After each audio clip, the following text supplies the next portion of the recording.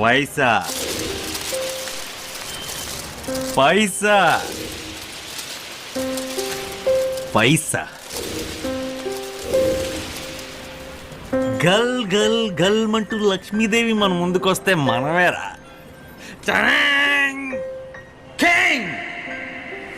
అది లేనాడు ఎవడైనా సరే ఎంట్రుక మొక్క.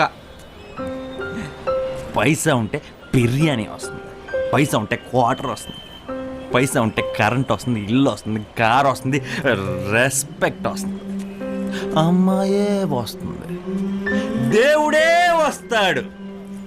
అదే లేకపోతే ఏం బతుకురా, కుక్క బతుకు. ఇప్పుడు పైసల కోసం మనం పూజలు చేస్తాం, పైసల కోసం ఆశ పెడతాం, పైసల కోసం నానా కష్టాలు పడతాం, పచ్చిగా